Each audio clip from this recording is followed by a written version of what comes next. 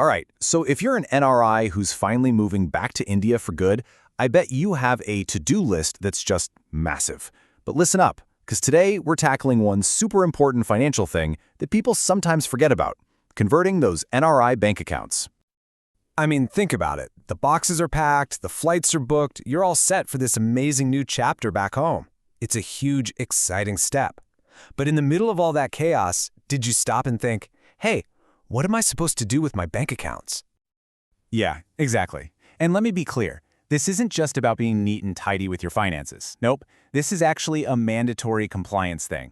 Getting this sorted out right away is going to save you so many headaches down the road.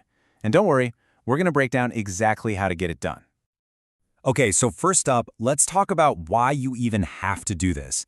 I promise it's not your bank just trying to give you a hard time. This rule comes from the very top of India's financial food chain.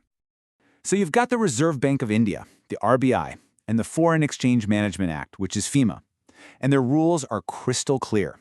The second your residential status flips from non-resident to resident Indian, bam, you are legally on the hook to get your bank accounts updated to reflect that. And to really get it, just think back to what these accounts were for, right? Your NRE account, that was like your special tax-free bucket for all your foreign income. And your NRO account, that was for handling any money you made in India, maybe from rent or something. They're basically perks for being an NRI. So it makes sense that once you're not an NRI anymore, you can't keep those perks. So what happens to them? Well, they don't just disappear.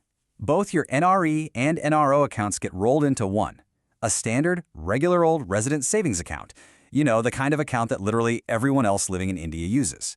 It just makes everything simple, straightforward, and most importantly, totally compliant. All right, so now we know why this is a big deal. Let's get into the how. And trust me, it's really not as scary as you might think. We've actually broken it down into just a few simple steps. It really comes down to just 4 things. First, you just gotta let your bank know you're back.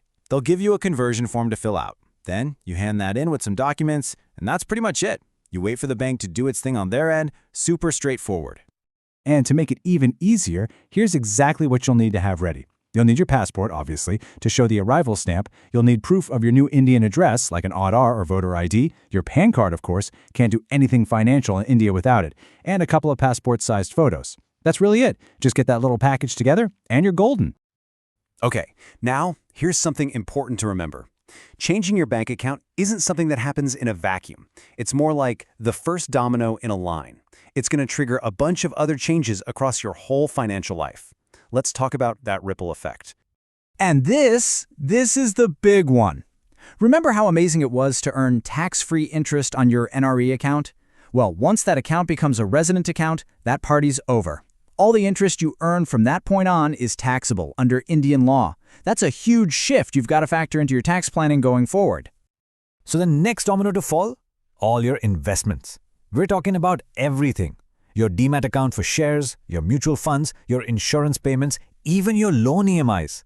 You have to go in and update every single one of them with your new resident account details. If you don't, you risk payments failing and a whole lot of mess you just don't need. But hey, before we move on, let me give you a little pro tip here.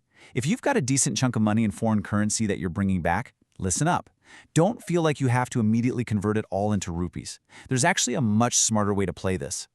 It's called a Resident Foreign Currency Account, or RFC account. This is a game changer. It lets you keep your money in its original currency, like dollars or pounds, even after you've moved back. This is huge because it shields you from any wild currency swings.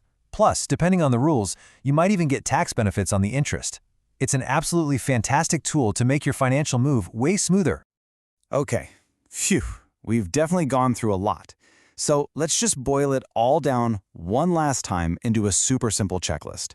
Think of this as your financial game plan for landing back in India. So here's your 3-step compliance plan. Step 1, talk to your bank and get the ball rolling. Step 2, get all your paperwork in ASAP to make it official. And Step 3, and this is a big one, update everything. Your DMAT, your mutual funds, your insurance. Nail these 3 things and you can be sure your finances are just as ready for this new chapter as you are. And there you have it. We've laid out the entire roadmap for you. The only question left is the one you see right here.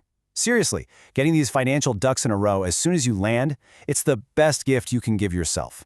It frees you up to focus on what really matters, settling in, and starting your incredible new life back home.